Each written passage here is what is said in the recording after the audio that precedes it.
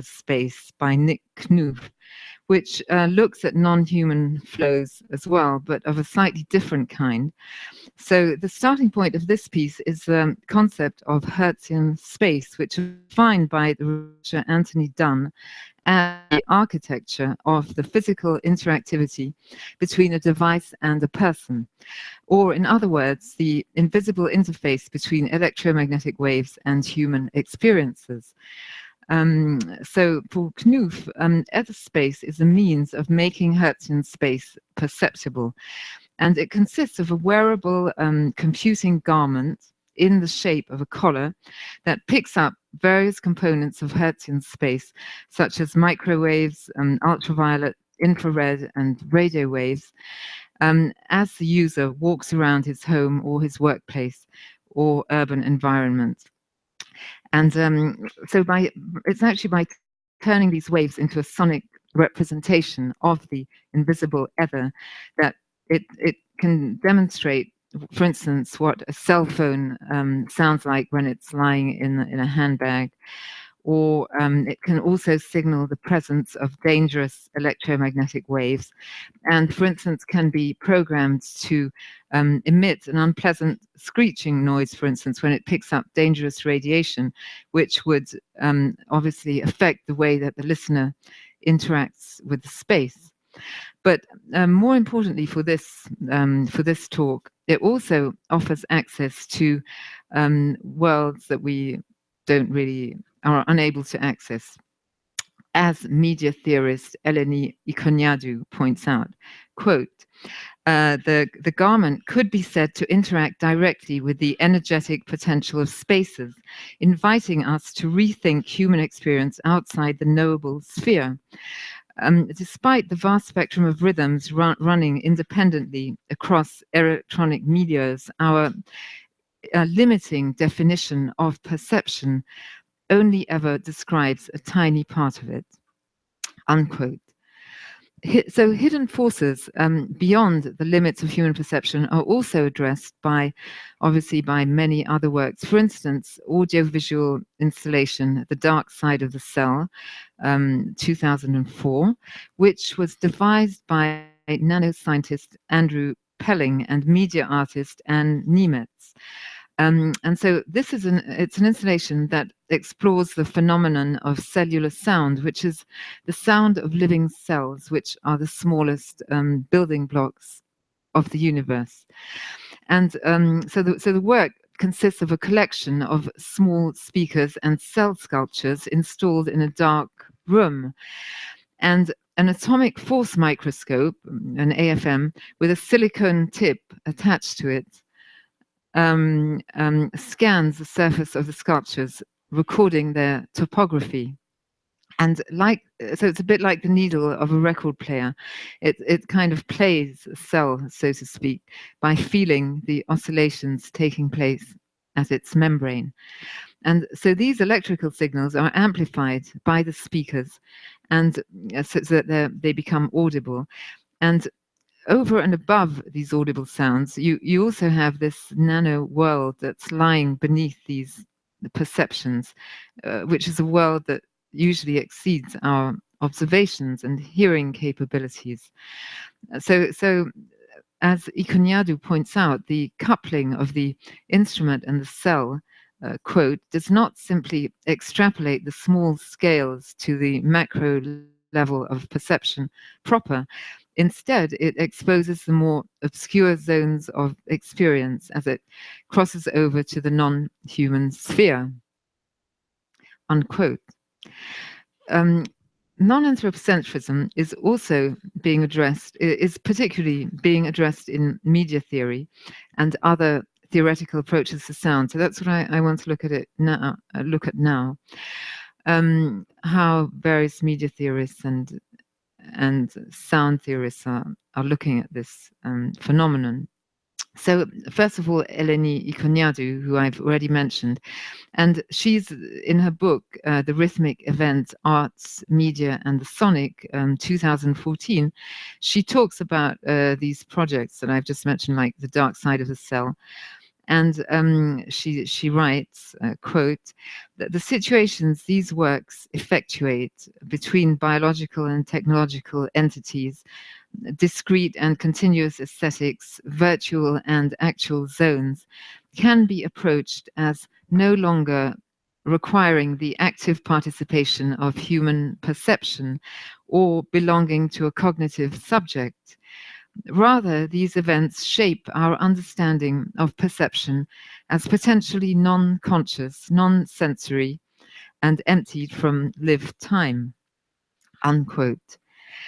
And in fact, sonic thought and sound also has its part to play here, because according to Ikonyadu, it enables an access, an entry into this autonomy and invisibility of what's happening, of these phenomena that we don't normally know about, that are outside sensory perception and outside linear time. So now I'm going to move on to another theorist, Christoph Cox, who's developed a form of sonic materialism that also questions linear time and the limits of human experience. He takes his cue from John Cage, stating that the aim of 433 from 1952, I quote, is to open time to the experience of duration. It is also to open human experience to something beyond it, the non-human impersonal flow that precedes and exceeds it, unquote. So Cox gives an example, the example of Chris Kubik's Hum Minus Human 2012, which is in fact a catalogue of drones collected by searching for the keyword hum in a commercial sound effects archive and removing the results that consist of human sounds. So that's why it's called Hum Minus Human. And the piece associates sounds of nature, culture and industry, and sounds, for instance, anything from light transformers to bumblebees, and any sounds that are part of everyday life.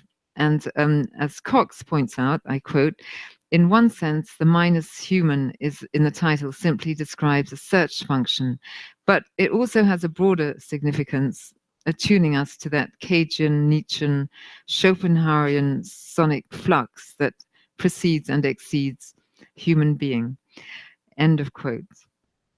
Now I just want to mention a third writer who I think has said something interesting on this subject, who's Raviv Gantrao, who also decenters the listening subject, and he's done quite a bit of research into wave field synthesis. So a spatial, as you all know, I'm sure, a spatial audio rendering technique where the localization of the sources is independent of the listener's position. So in his article, Phase Space, Gantrao describes the way that wave field synthesis acts on the air itself, giving vibrations spatial contours. He notes that every ear forms a locus through which durations take hold, and that it's only after consecutive phases have extended into durations that acoustics gives way to aural and spatial sensations. End of quote. So in other words, in wave field synthesis, sound is hidden in a way until the moment when auditory perception occurs. And so the moment of listening is actually just the end point of the process of the coming into being of sound. But also what I think is interesting about Gantrao's research is that there's another kind of decentering that takes place here. And because in fact, he's talking about he compares the functioning of wave field synthesis, where sound is, as I was just saying, is concealed until it's heard, and he argues that it presents certain parallels with the work of Ernst Mach, the physicist, because Mach refused any kind of separation between inside and outside, between sensations and external things that are different from them and to which they correspond. And instead, he proposed that that whether things are inside or outside depends only on the standpoint from which they're viewed. So as Gantrow has written, quote, Mach's proposed realm of elements simultaneously implicates the perceiver and the perceived from a single referential construct, where both the thing and the discrete ego are simply viewed as alternating pattern bundles composed of common blocks. If we were to take the elements and arrange them one way, the self is denoted. And if we were to pick them up and arrange them again, the thing appears. End of quote. So seen from this angle, the perceiver and the perceived in wave field synthesis can also be regarded as two facets of a single construct. And so here, the centrality of the listening subject is once again undermined. Finally, I'm just going to mention one other writer, who is François Bonnet, who's written a book called The Order of Sounds, a Sonorous Archipelago from 2016. And in the book, he explores other ways in which sound challenges perceptual givens, for instance, by relating sound to Georges Bataille's notion of the informe. And so he points out that the informe awakens something indistinct and unclassifiable that is recognized in a way as unrecognizable. And he writes, I quote, it is formal indecision, a transgression and a contestation of form, working constantly at its dissolution. Faced with the informe, the attitude of perception can only be that of disarray. End of quote. Further on in his book, Bonnet mentions the imperceptible, which makes the perceiving subject incapable of perceiving himself as a coherent entity. I'll just quote what he says. The imperceptible constrains the sensible relation to remain within a non-authoritarian modality. No structure, no fixed distribution between subject, object, and structure can be convoked. The perceiving subject is deprived of his nodal principle, of his role as the great collector of the sensible. End of quote. So we, as we can see here, Bonnet is continually talking about uncertainty, disarray, incoherence, and even freedom in a sense. And so what I want to suggest is perhaps it's only in this kind of sense of free listening zones that he's talking about, that where the listening subject is decentered. Perhaps it's only there that we can discern these non-human sonic flows that I was just talking about with Christoph Cox, or experience Ikoniadu's non-sensory perception, or grasp the switch between the perceiver and the perceived that Gantrow sketches out. So just to conclude, the decentering of the human subject has far-reaching consequences for sonic practice because the artist's role is minimized in favor of that of sound and space.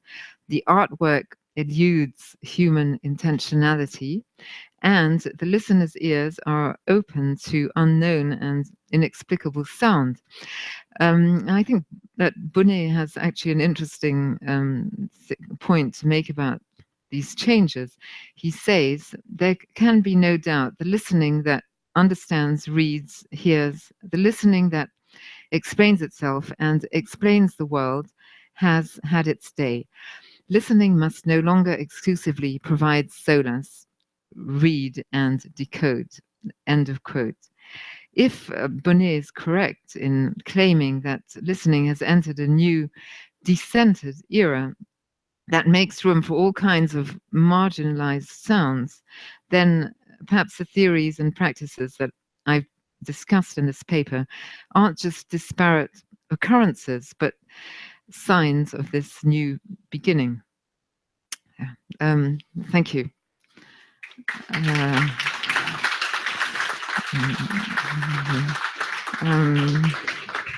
Thank you, Rama. So we'll probably leave the questions to the end. As we have our, sure.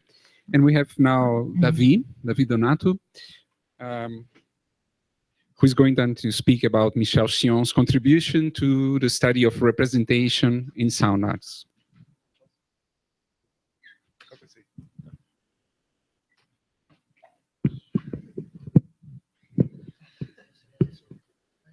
Vou fazer.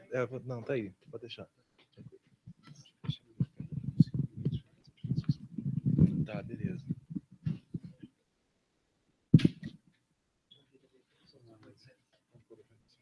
Posso fazer aqui? Se você acho que é muito fácil. Que isso, Tânia?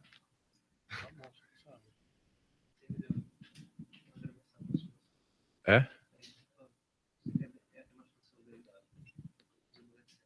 Tá, então tenta colocar. Como é que... Eita. Se tiver na orelha. Se tiver na orelha aqui. Tem, já tá ali. Aqui no cantinho. Então, PDF. Peraí. Ok. Ah, peraí.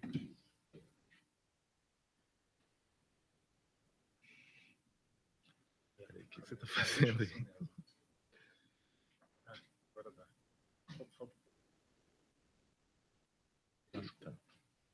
Tá beleza? Tá confortável? Tá ok. Tá ligado? Não. Oi? Oi. Tá ligado? Tá, beleza.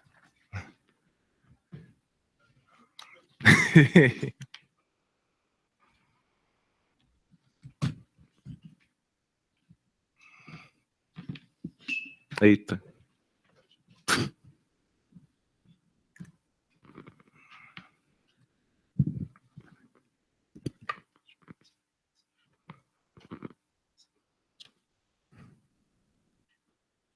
Obrigado, Daniel.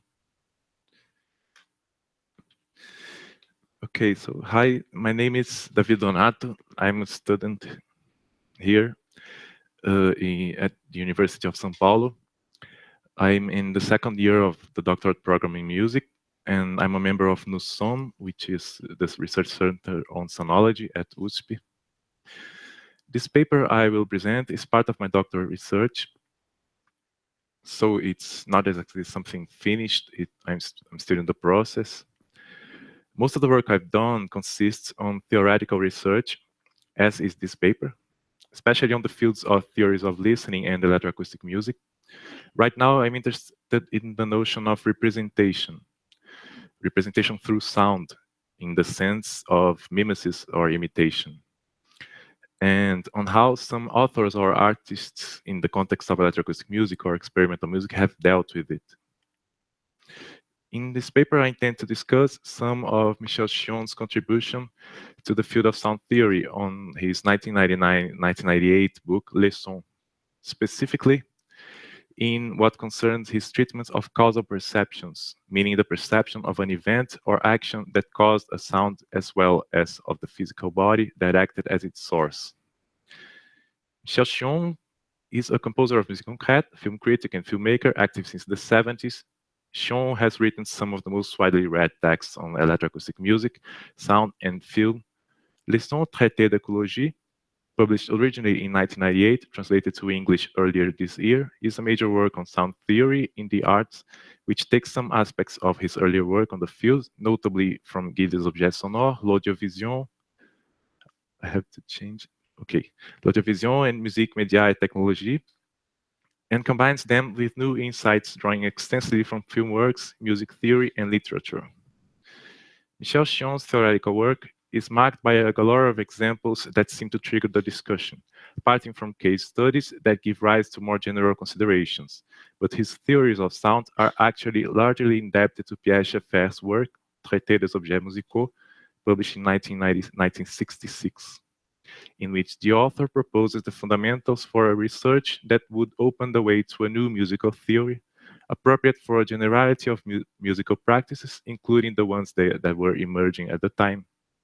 Scheffer's method involves finding abstract values in sound objects perceived by the listener to construct structures which in turn might reference a musical system. To that end, Scheffer rejects the use of certain kinds of sound deemed inconvenient to music, both on his theoretical work and on his musical pieces from 1958 on. Notably, sounds that evoke a relatively clear causal perception, so-called anecdotic, are rejected. Schion, on the other hand, will make extensive use of these types of sounds on his compositional work, and also defend the importance of them as expressive tools on his theoretical work. In Leçons, Schion deals abundantly with the problematic of anecdotic sounds, their perception and their artistic use, while still maintaining some aspects of the Schefferian way of understanding the act of listening, notably the sound object as a fundamental perception that gives rise to every other kind of perceived objects, but also a model of functions which operate in the act of listening, and an ambivalence between natural and cultural aspects that constitutes perception. The objective of this paper is to discuss to which extent Schion manages to enrich sound theory in what concerns the study of representation through sound, considering the author still holds to a substantial degree a rather Schefferian epistemology. The method will be a critical commentary on Schion's theoretical work with special attention to Leçons. Schion's method seems to be mainly intuitional, although he frequently stresses that his findings have all been tested in the classroom. There doesn't seem to be any rigorousness in this process of testing, apart from the fact that it's safe to assume that its subjects come from a very specific group of people, music or film students in France, making any generalization made from it questionable from the start. That being said, Schion does have interesting insights, as well as a good selection of examples, mainly literary and film works, that independently of their verifiability in a scientific sense, guarantee an interest in his theoretical work. In Leçons, Schion repeats some of the findings Scheffer had already exposed in his traité, even if sometimes he fails to mention the source. There's a couple of fundamental Schefferian ideas that Schion inherited. The first one is the primacy of listening, a postulate which considers that listening shall be the primary method of investigating the object. It is through listening that the object might be assessed. This postulate probably has some level of inspiration in Merleau-Ponty's Primacy of Perception, exposed in his 1945 work, Phénoménologie de la Perception.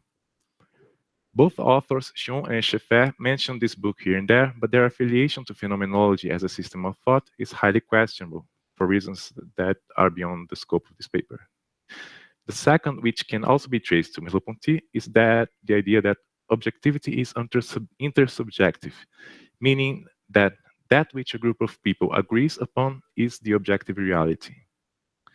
That might be the reason why Schion will constantly argue in defense of the shared aspects of his findings and reject any cultural relativism or subjectivism in his writings. In one of his books about sound in cinema, Audiovision, was published in 1991, Schion defines 3 listening modes which will serve as the basis for his thoughts on sound: causal listening, semantic listening, and reduced listening. I put that some citations with the definitions. Causal listening is defined as listening to a sound in order to gather information about its source or cause. Semantic listening is that which refers to a code or a language to interpret a message. Finally, reduced listening is the mode that focuses on the traits of the sound itself, independent of its cause or its meaning. These modes are clearly based on Pierre Scheffer's 4 listening functions, presented in his Traité des objets musicaux. What Schion presents is a simplification of the Schefferian model that suits best his use of it, nonetheless being considerably limited in comparison. The causal listening is clearly inspired by the function called écouter, and the semantic listening by comprendre. The reduced listening mode is originally a Schefferian concept that has been presented by Schion in a rather simplified manner and transformed in a listening mode. There's a considerable difference in the use of reduced listening comparing Schion and Scheffer.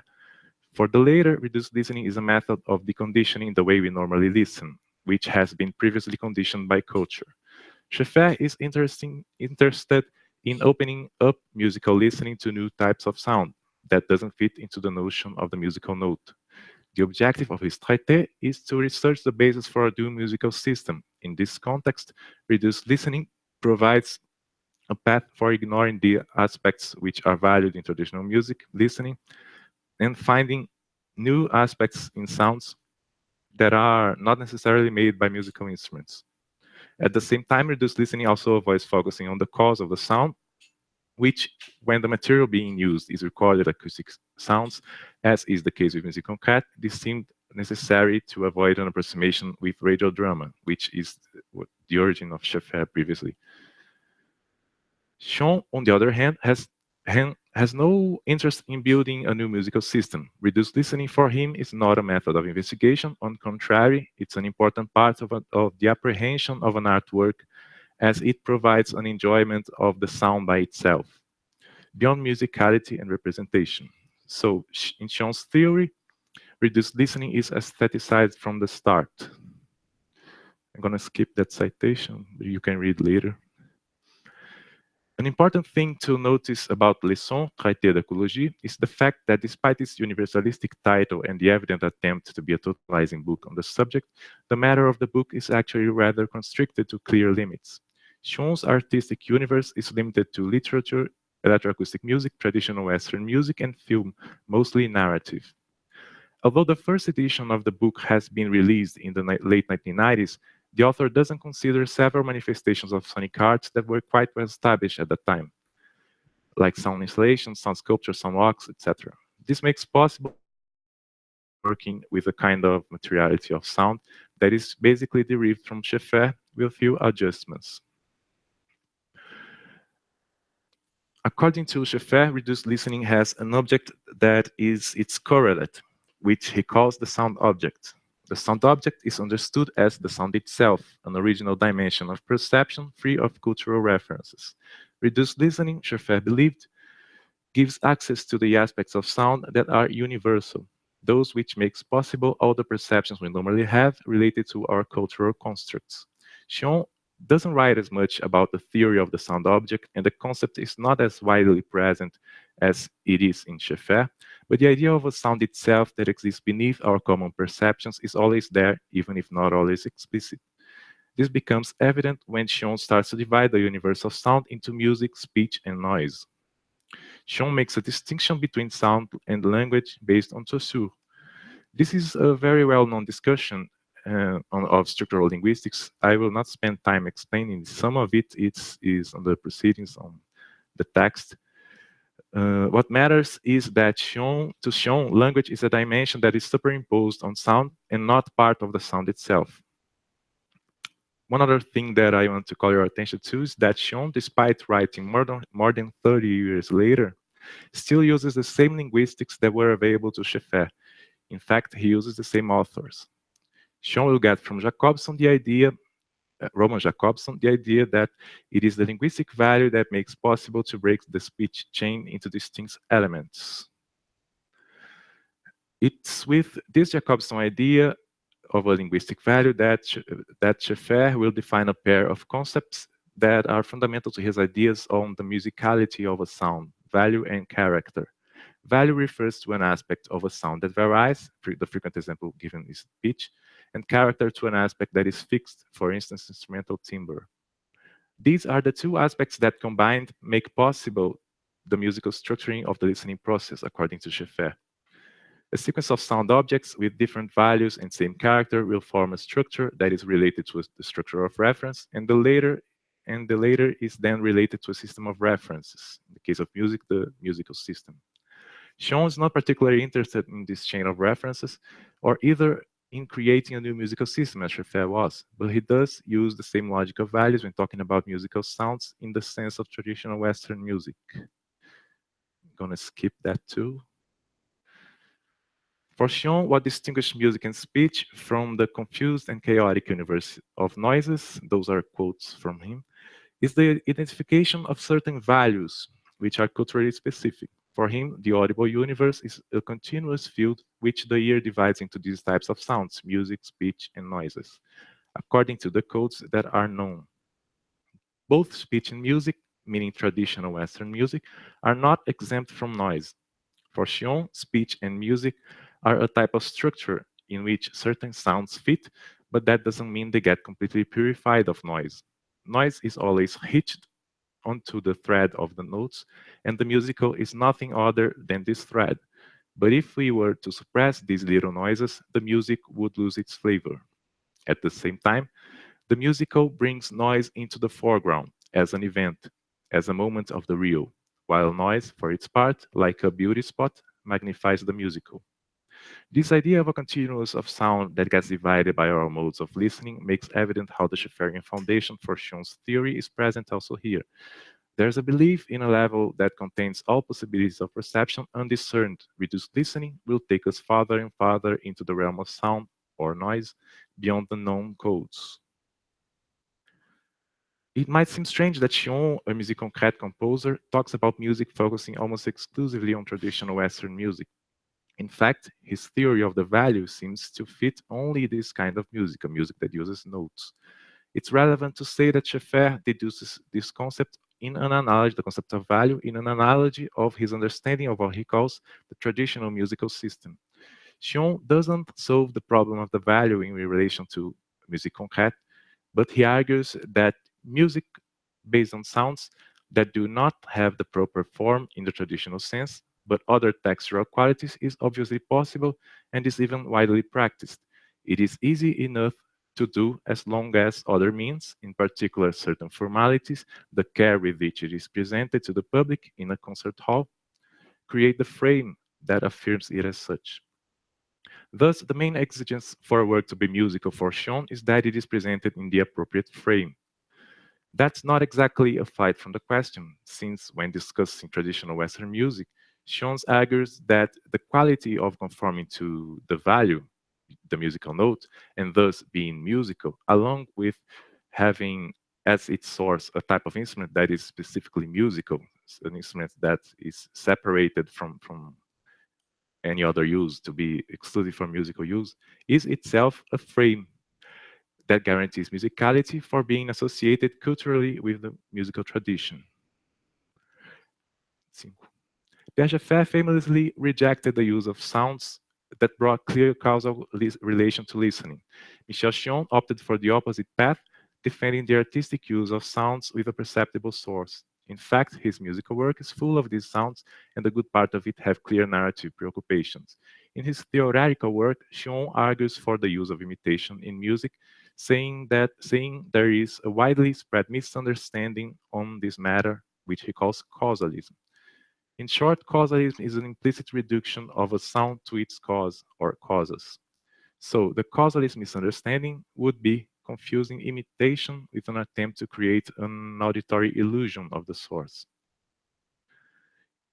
I will read the citation. If, in effect, the project of imitating a noise is immediately thought of as a naive illusionist evocation of the source, this is because the goal of such an approach is implicitly put forward as producing the illusion of presence of the sound source, a trompe l'oreille or auditory illusion, as if figurative painting had stopped at the idea of a trompe l'oeil or optical illusion. Just like a tree's bark, the shaking of poplar leaves possesses its own structure. Attempting to imitate it, as have certain composers of musique concrète, often using various electronic sources, has nothing to do with the idea of producing the illusion of the tree by the sound.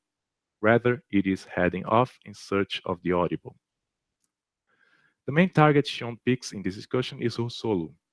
Xion criticizes him for proposing that music would progress by annexation, accuses him of colonialism for describing the history of music as the colonization of savage territories, and criticizes Rousseau's initiative on making noises that would, in a way, conform to tradition.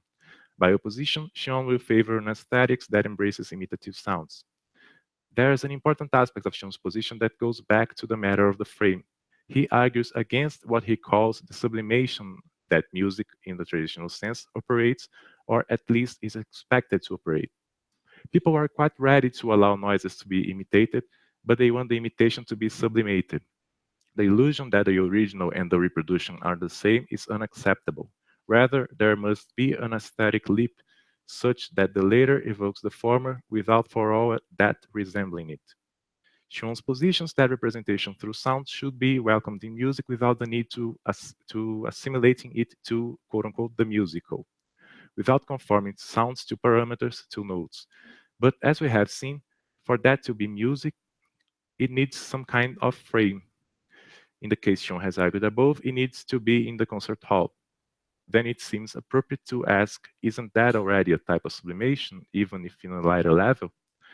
The real, quote-unquote real, that Xion intends to include into the quote-unquote art doesn't really break borders between art and life, and that's an important insight into Xion's thought. On the other hand, there's an interesting aspect worth mentioning of the frame being the concert hall instead of the musical structure, perceptible through sound, which is that the aspect that affords legitimation to something as a piece of music ceases to be in the realm of the sound itself and goes to the space where the sound is experienced, including what this space symbolizes, as well as the ritual of concert going. The matter of the frame in respect to sound is also present in Sean's film theories. There's a famous assertion by him which states that there's no frame of sound in cinema, sometimes formulated as the soundtrack doesn't exist. The argument goes in a similar way.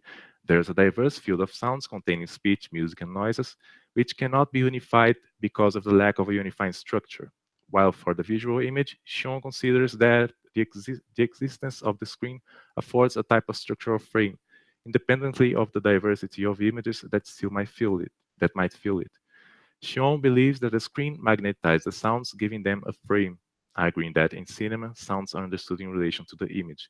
This frame is the structure they need to become separated from the real world, and thus guarantee the status of a work of art. Quanto tempo? Acabou? Tá, vou pular, vou concluir então. Esqueci de passar aqui também. Bom, several of the themes presented in this paper could and still might inspire further development. The matter of the necessity of the frame separating the work of art from the so-called real world and its implications on Sean's ideas of art, the rejection of the dynamic assimilation of new elements into the musical discourse, and how this positions him in relation to the post-war avant-garde from which he puts himself as a heir, for example. This paper has not in any way exhausted the subject, but hopefully provided a few critical insights into Sean's thinking of representation through sound. So I've skipped a few things that are on the published test. If you are interested, you can read it, but that's it. Thank you.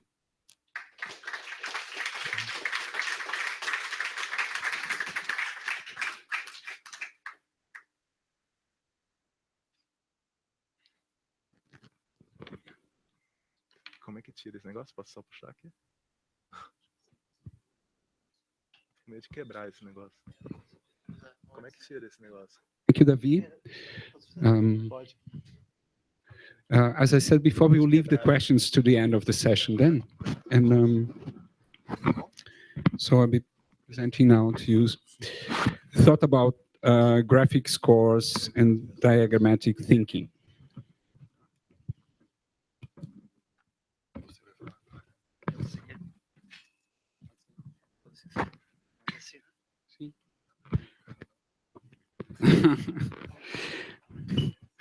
Oh, sorry. Thought it was there. Hello.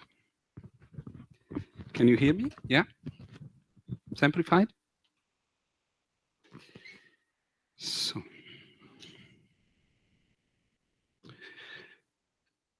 Wow.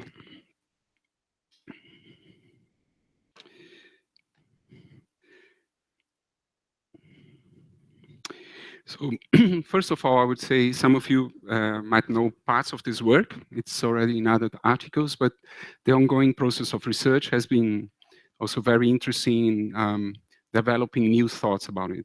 This is one of my scores, and I want to show other ones so you can feel also the context, why these ideas really interest me. So these are translucent cylinders. The players play by looking through them, and they can move the cylinders and put them inside and outside. Did you play this, Larissa? No. Actually, this was written for ensemble where Larissa also plays. This was for our collective, NEME, and it's a text score. This is one of a recent score for PIAP here in São Paulo, and it's based on a photo. The photo is not completely here. And right now I'm working also in a score that looks like this. It has to be zoomed and can be. There's also a video score, so where the projection is a kind of a light, moving light sculpture. It's another page of the same score. Anyway, this is the kind of work I'm trying to develop artistically. So the main concern in using graphic scores in music composition seems to be to accurately represent sound imagination and balance openness of the score. Graphic scores, they are really a tendency to escape traditional notation, but still favor notation. And we'll see a bit later also when Earl Brown talks about it.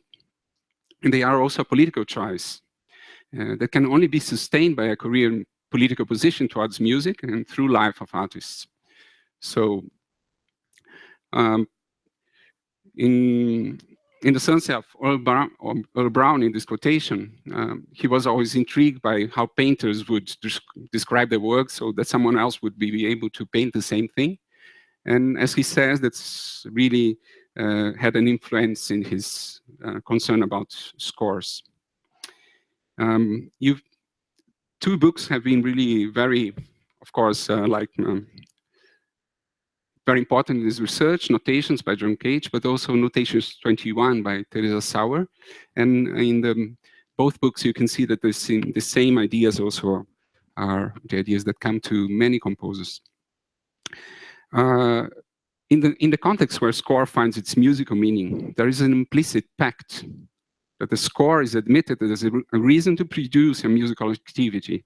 And of course, that gathers a lot of resources through time, people, and everything, and all the web and of power relations that are involved in that. But this also reinforces the presuppositions about time and about sound.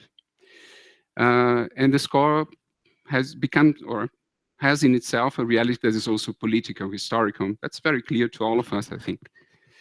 But to admit the score as a central factor in producing a musical performance, it's really a choice, a decision, an action upon that decision. And sometimes we just forget that this is behind that practice. Traditional notation, of course, as we know, it's very important too. And it tries to describe characteristics of sound production. And it can be understood in different levels of detail, and it really serves to many purposes. But it conceptualizes time in a schematic way that favors rhythms with symmetric division and fractional multiplication of a controlled discrete pulse. And this pulse undergoes also controlled fluctuations of intensity and duration. This same schematic thinking repeats itself for sounds favoring symmetric pitch scales. That we would think of symmetry along octaves, of symmetry of blocks, of building blocks of the scales. So trying to completely delimit its object, it enacts a division between time and sound, understanding the former, time, as a dimension that can be regulated on its own in a regula or regule. This subtle division becomes patent when one thinks of rhythm alone. You can easily detach rhythm from other aspects or characteristics of sound through notation or traditional notation. The use of graphic to describe other types of scores that don't use or use less traditional notation seems really interesting in one sense. Every score has graphic aspects, so something graphic. In another point of view, handwritten scores or originals also, when they are made by digital means, they have another level of communication. They bring to attention something that you don't see when the score is imprinted. And of course, if you say graphic scores go beyond traditional notation, you have to define traditional notation first, and that's only defined in a contextual basis. So it's not really very interesting to use that definition. But more than that, it also masks the dramatic graphic characteristic of traditional notation. And denotes also a lack of awareness to that fact. And And of course, in all the political play in that, scores without, or music without scores, or music with scores that go really beyond traditional notation are regarded with suspicion. If we try to look into it in another way, we could also go to another epistemology like that of Yanomami tribes in Brazil. And we have this recent book by Davi Kopenawa, one of their shamans. And he says in the book, translation is mine because I didn't have access to the English version. There are these trees of songs in all limits of the forest, far beyond our land. So there are as many kinds of amoahi trees as our ways of speaking. In a way that the Shapiri, these are spirits, descending on the forests, have an infinite quantity of different songs. That is why guest shamans of distant homes can bring us to hear forgotten songs. There are many of these amoahi trees, also in the far ends of the land of the white people, beyond the river's mouth.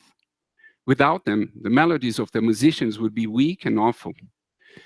The Sabiá spirits, that's a songbird in Brazil, not only in Brazil, but take to them leaves full of drawings that have fallen from these trees of songs. That is what introduces beautiful words in the memory of the language, as happened to us.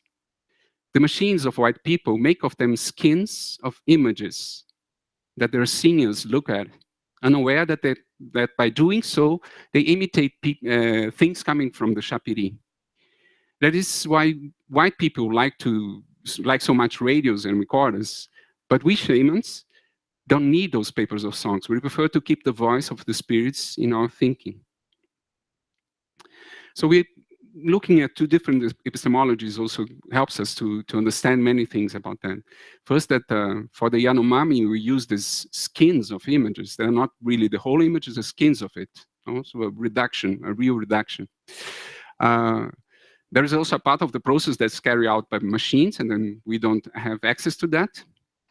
And it seems in the description of Kopenawa, also in the whole section of the book, that we are kind of hypnotized by the things. And though we know unconsciously that these leaves of images have a relative importance, we still put them in the center, and we use also radios and recordings as another kind of the same type of image, of the same source, maybe.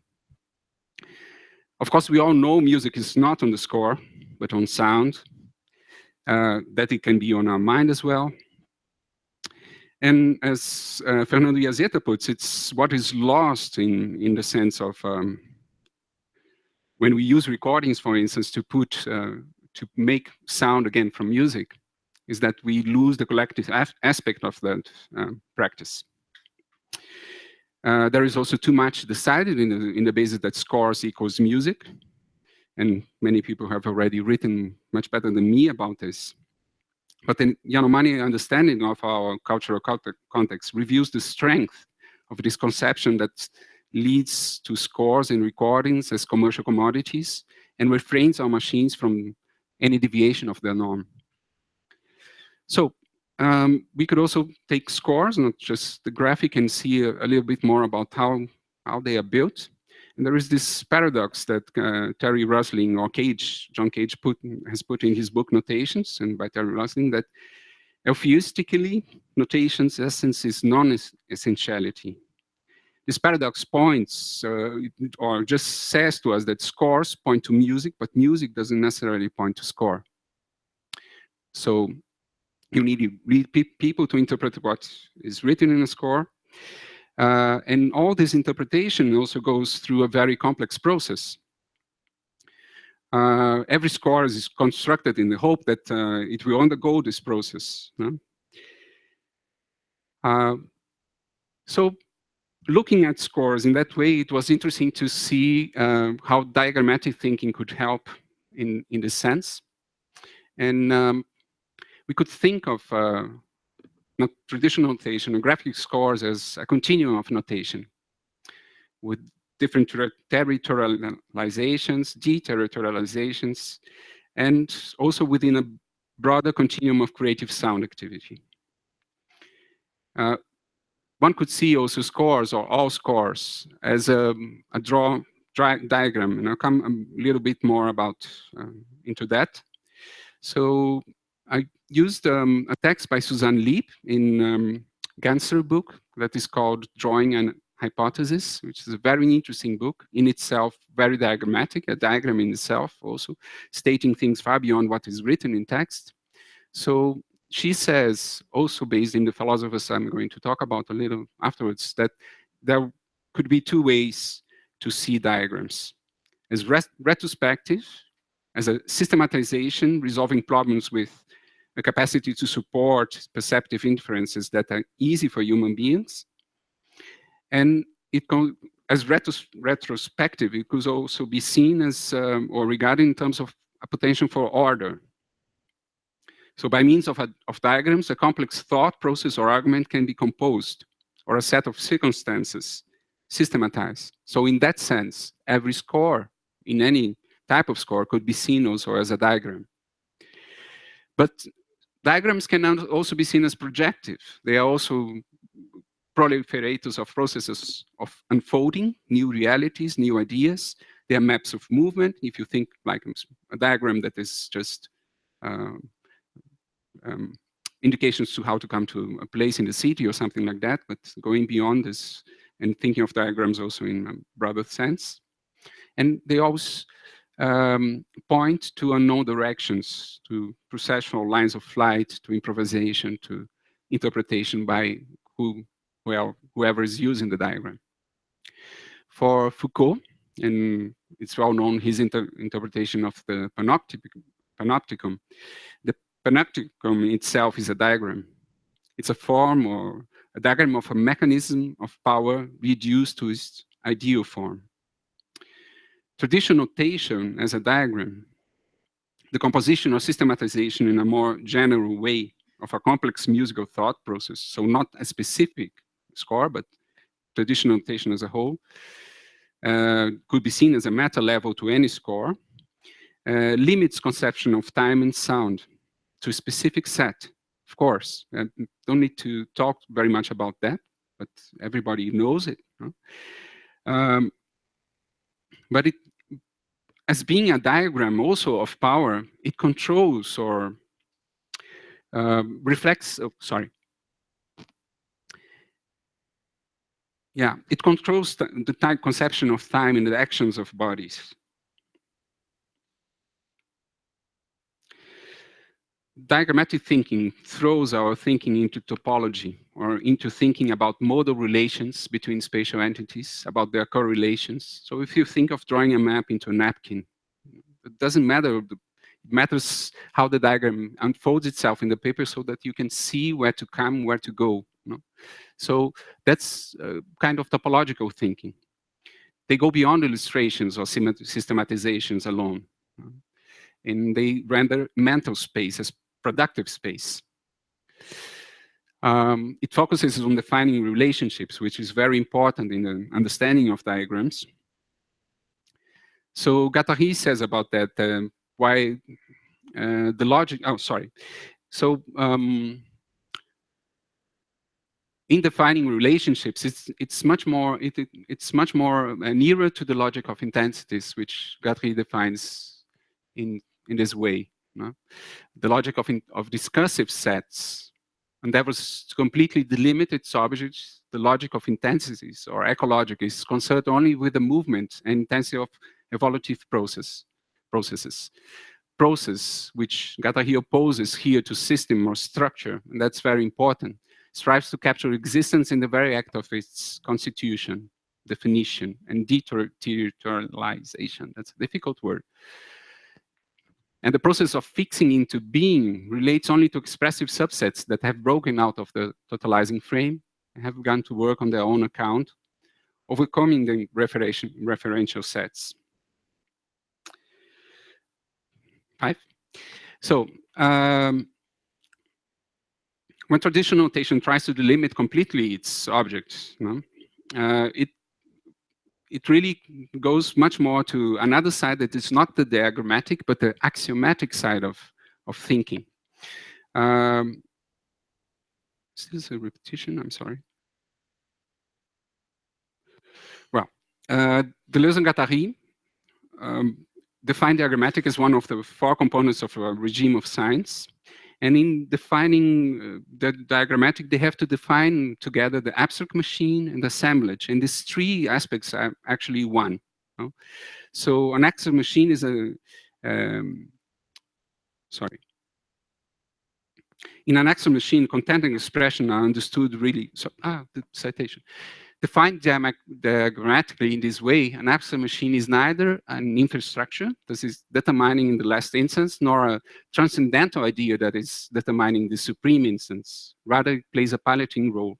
The diagrammatic or abstract machine does not function to represent even something real, but rather constructs a real that is yet to come, a new type of reality. So the diagrams really construct a reality, and that's very important part of them. And they, what Deleuze and Guattari define really is that every assemblage is linked to a diagram of the abstract machine. So the abstract machine is defined by the diagram. And in this sense, abstract machine defined by a diagram will always give, we always construct new assemblages, but they are always pertaining to the same abstract machine and to the same diagram. Well, I will just skip some things to come a little bit more to the end. So, graphic scores seem to be a tendency to radicalize the diagrammatic content of musical scores in relation to the political position of traditional notation.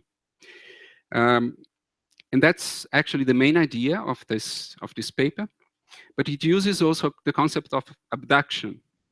An abduction, like understood by Peirce, was really a method of logical operations, and he tried an operation of adopting an explanatory hypothesis, proceed to deduction, define testable consequences from the hypothesis that abduction helped to conceive, and with induction, with the help of induction, decide which are the best hypotheses.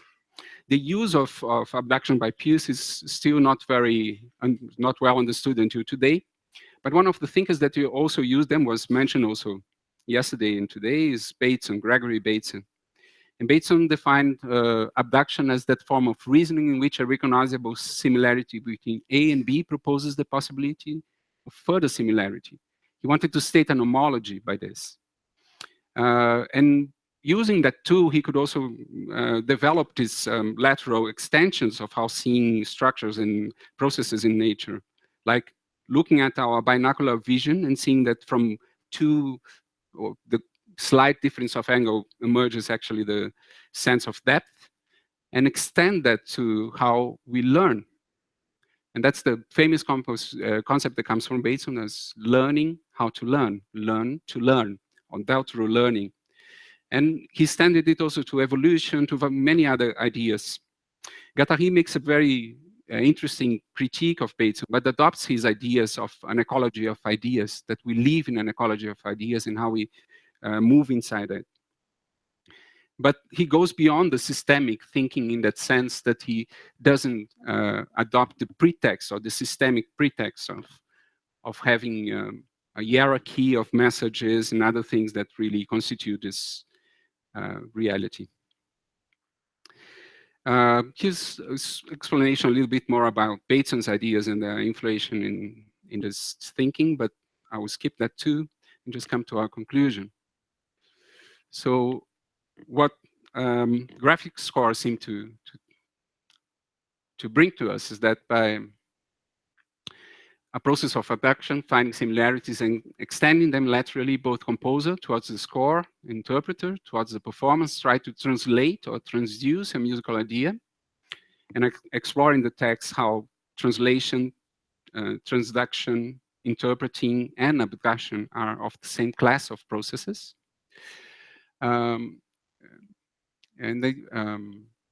Through diagrammatic thinking, the score can be understood as the systematization of a complex process involving sound production in time, thought out and described through its relations of force, a diagram with processual lines of flight constructing new realities, and their historical and political implications.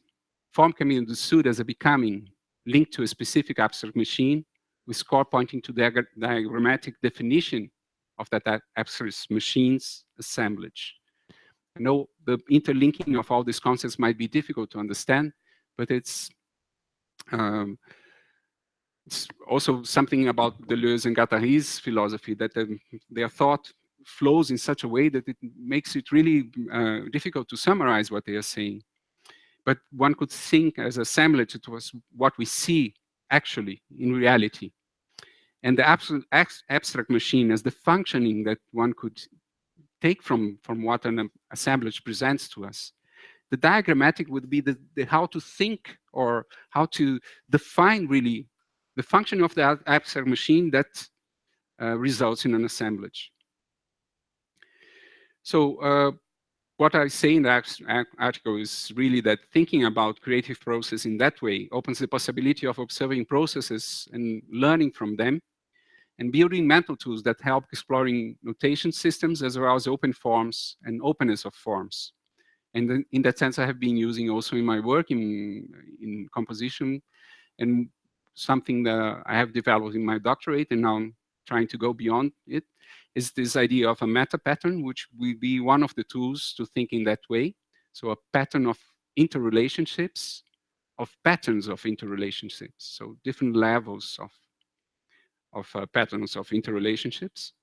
And of course, a meta pattern in that sense, bearing from Bates on a hierarchical view of these processes, it's not really in a rhizomatic, doesn't have a rhizomatic structure, but could also bring together hierarchical and rhizomatic structuring. Well, that's it. Thank you.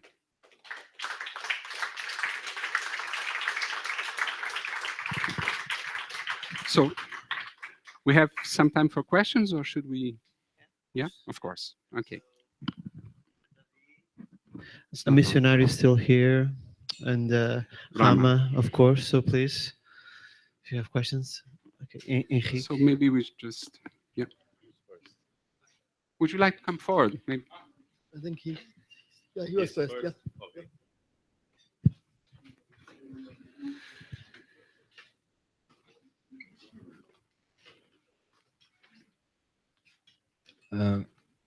Okay, I'll have two questions, one for Rama and another one for Daniel. For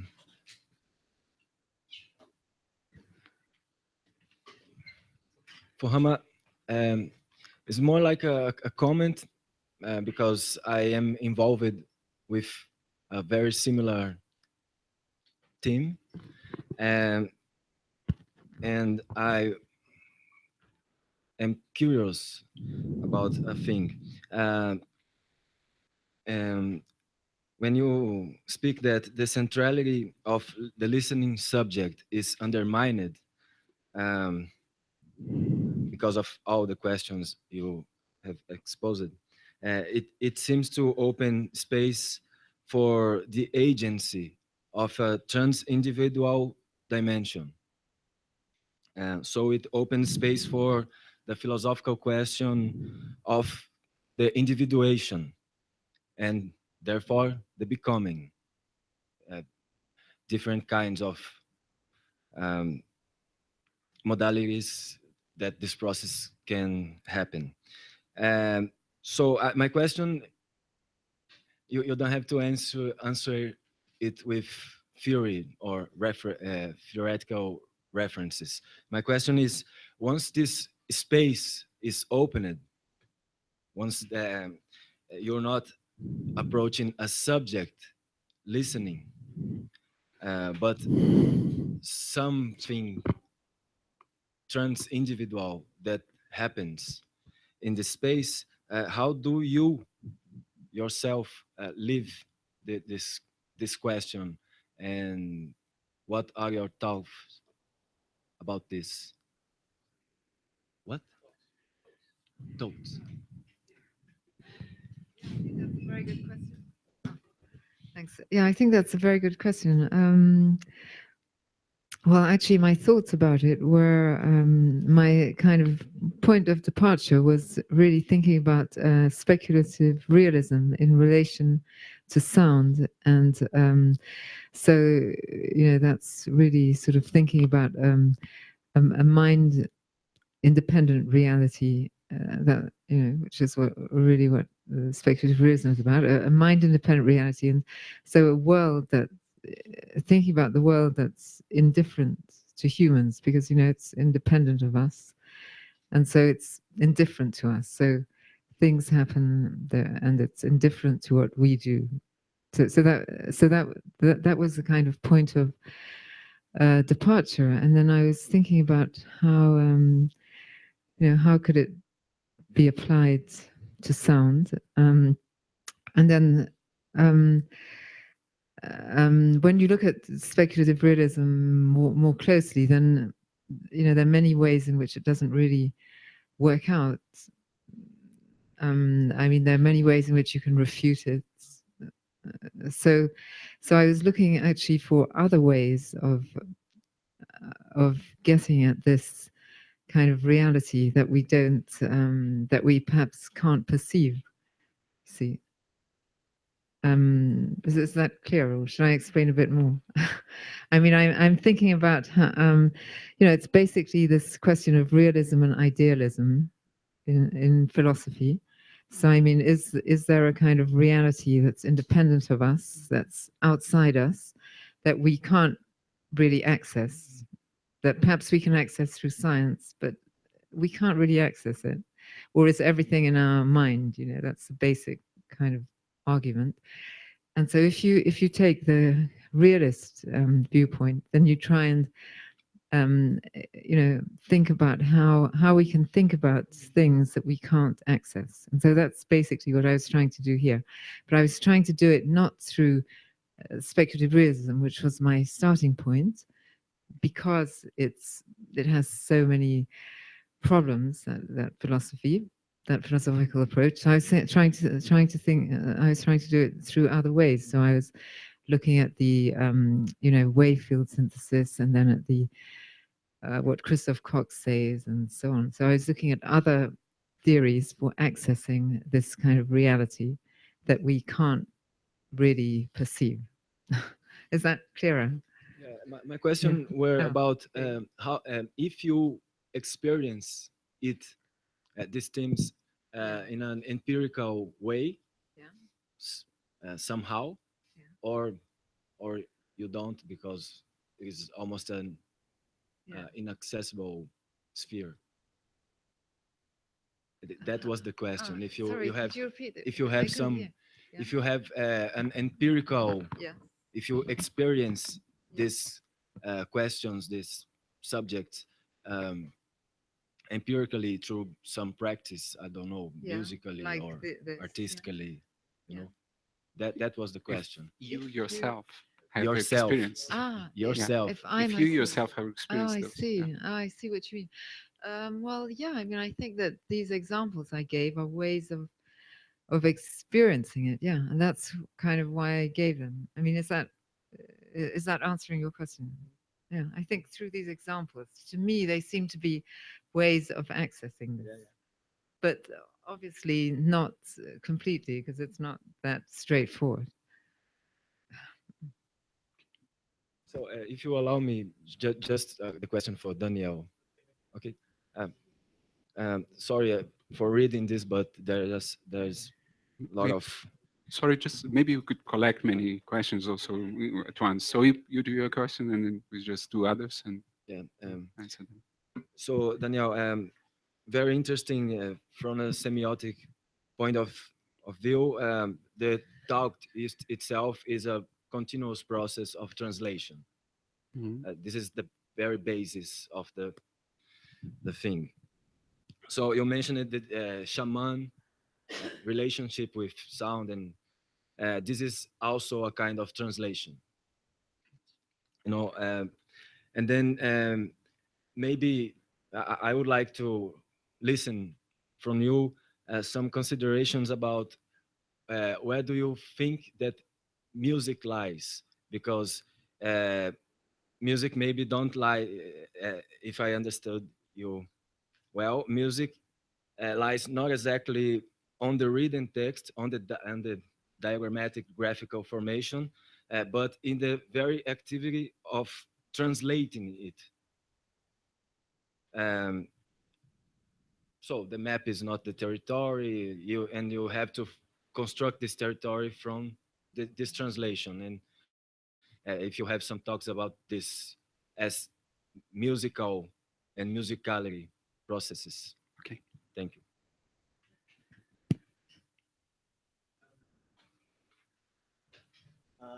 Yeah. My question kind of leads on that one. It was directed to you, Daniel. I'm also thinking about this inaptitude of the sonic dimension of being active and instantiated in its own right, so to speak. That saddens me, you know. Not that you've created notation, but it saddens me, and I'm wondering if there is a way of getting to the sonic without privileging the visualist paradigm. And then picture, for me, what comes across is from the gnosis that you already you put forward from shamans and stuff, but pictures in the mind and all those kinds of inspiration. But also the idea of performativity for me comes across here, particularly as done explained by Austin and then subsequently Judith Butler as well, with the idea of no doer behind the deed. And also elaborated in Latin America through the performatic. They have performatic, which is common, and also thinking about theories of subjection. For me, I'm thinking about what is it that is you know, the thing that he's saying about where the music lives almost, but it also has a lot to do with the subjection and the where's exactly the point of awakening of the subject in terms of interpellation. Yeah. Should I answer already, or another one? Yeah, please. Shall I? Yeah, for Daniel, just similarly, I'd like to hear something about the practicality of how it gets realized in ensemble and that kind of stuff. Sorry? How your work is realized in a practical sense. Just be very interested to hear that. And then for Rahma, while you were talking, I started to think about data sonification. And I think the thing that triggered that was Dark Side of Cell, which I thought, well, okay, that reminds me of data sonification, which is a really arbitrary kind of human meddling to make the inaudible audible. And I wondered whether you would just draw a line between that kind of practice and what you're talking about, or what, that's one question. And then I thought, the more I thought about it, was, well, actually, all of these involve human intentionality to realize them. So does that kind of rupture your thesis?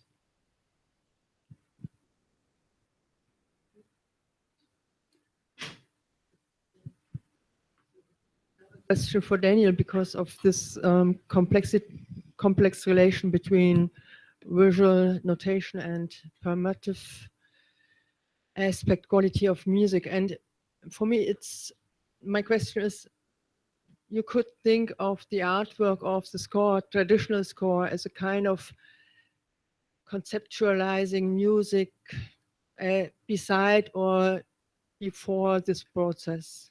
So you have an artwork. And for me, it seems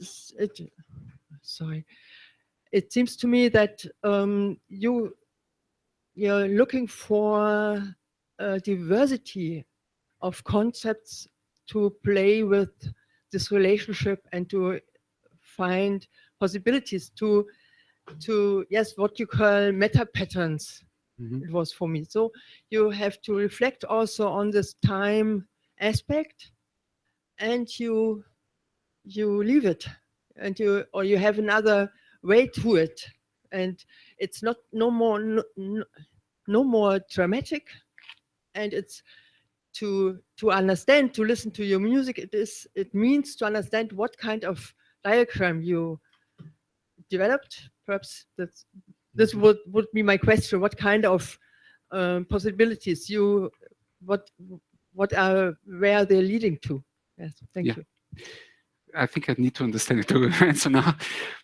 So yeah, I will start by the question of how they realize that. Actually, and it goes also into Sabine's question. The thing is, the scores is then understand as a medium for something, and a medium for a practice. So the practice is actually the most important part. And what one translates or interprets from the score, from the diagrammatic in it, is, of course, individual. But the collective play of it and the ideas also influence each other. So the way I realize my works in the last many years is always contact with performers. And most of the time they ask me to talk about the idea behind the score. But they also have their own vision of it. Like I was in front of the Jugendorchester in Berlin, and they had the score with lots of lines and notes that were tied by these lines. And they immediately started to do glissandos. And it wasn't that the idea. The curves were really to conceptualize time in a way which is not linear, which is felt from looking at or from getting in contact with what the graphic brings through the eyes.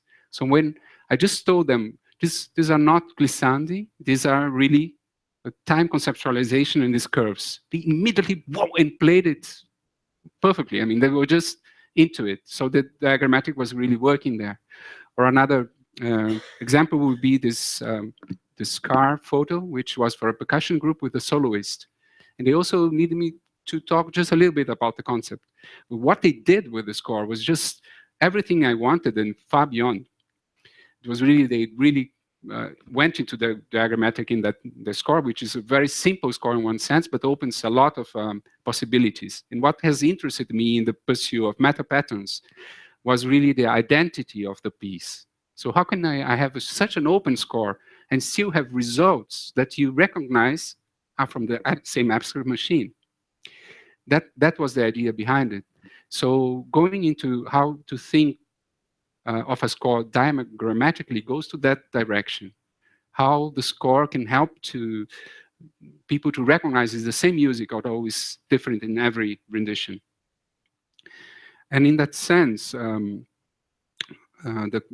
question also goes to both other colleagues, is or the answer, sorry, is that's why I started with stating that it is a political choice to accept the score as the center or as the main motive you are preparing a musical presentation or you're doing any activity in musicking. That's a political choice. And I do it. I mean, that's my choice too. I like to play with the things through music. But that doesn't mean that I see music only through that. And I think the problem with the notation is that it's so hegemonic, and this diagram of notation has come into us in such a way that we forget about that music is pertaining everything almost, no? One could say that, but music is far beyond what we can write. And there is a part of the text where Guattari and Deleuze discuss the axiomatic, and they say the axiomatic takes thought to coagulate in such a way that is too big for the concrete and too small for, I mean, sorry, I had to see again. It coagulates in such a way that you can't fit it in reality anymore. And that's what happens with traditional notation nowadays. I mean, it's so complicated. But when you get to the real sound that you want to be played, it sometimes doesn't respond to that question. So, and then people get so entangled in thinking in notation about composition. No? So you write something that is really genius in notation, but what does the public really get from that? And that was always my question, and I also criticized by many colleagues also because of that. Because relativizing what notation really means, and not getting into display of, just thinking about fabulous mathematical things in notation, and what sounds really doesn't move people.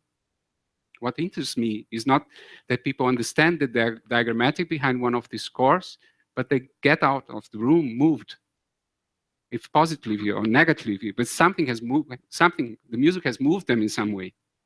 So just an example, I was talking to a very good friend about my piece that would be played in 2 weeks in a concert. And then she went to the concert. And when she came out, she was crying, and she said, it moved me so much. And you were talking about all those mathematical and, I don't know, fractal, chaotic things. And I thought, woo, it will be something that I, can't hear anymore. But that was the opposite. So it doesn't really interest me if people understand what's behind that score. Really interests what the bodies do with it, what the sound it makes, and the bodies not only of who is playing, but also of who is listening to it. It happens many times also, and that really, I like that, that I don't suggest it, but interpreters themselves suggest that they project the score. And I feel that's interesting for the public as well, because they can have their own approach to something diagrammatic in that sense, I mean, of having their own interpretation of how it was written. But the importance of that written part is really very relative. The sound and what happens in the space, it's really what interests me. Sorry, I don't know if I answered everything, but translation goes into that idea as well. I think there was a bit of a question for you. Yeah, that's right. Yeah, yeah. No, I think that's a really good question actually. About you were asking me if there isn't human intentionality there the whole time. Well, yeah, I think that's really interesting. I mean, in a way, that's the whole problem with with these philosophies, in a way, that you can't really think beyond human thought. And so can you think beyond, I mean, can there be something beyond human intentionality? Perhaps there's a kind of small parallel there, partial parallel. And so, I mean, I would say that perhaps some of these works, like for instance, the Dark Side of Soul or the Long Player, are not so much human intentionality as you're kind of setting up these conditions and then you're letting it happen, which obviously is the case of a lot of works, I think. But I think it's more kind of revealing something and then, or just, yeah, I think setting up the conditions, and then there's not really any intentionality after that once you've done it, because the work just evolves kind of by itself, and that's the kind of point of it. Anyway, that's what I'd answer. May I just add one thing? I was making an exercise to try and link all the works together, which is not necessarily an easy task. But one thing that came to my mind, which is all of the things that we were talking about here, they have somehow to do with resources, which is basically what be it like theories of listening, theories of sound, technical gadgets, scores and everything. And hearing you talk about the relationship between the music and the scores and the listening and the PCs, and one thing that came to mind was it's definitely not, the music definitely doesn't live in the resource itself, but it lives on unearthing the music and the sounds from that resource. The way that you have Pierre Schaeffer's music and you have Pierre Schaeffer's theory, and you don't listen to the theory in the music. You don't listen to Michel Chion's theory in his music. It's something of a completely different, it's a whole different ballgame, and I think this is very true because we're very used to scores. So even graphic scores, they are sort of a score. You look at something and you conceptualize and you play it, but it's definitely not there. It's more in the way that you transform that, turn that and that theory and that chip into something else from a music perspective. So basically there would be intentionality in all of that. So we're kind of lost in that aspect as well.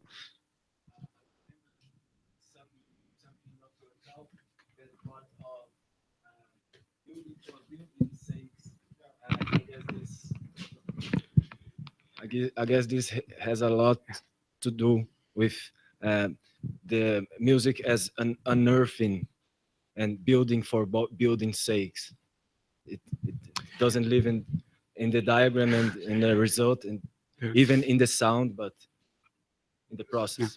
I think music that's hidden in the object in this case.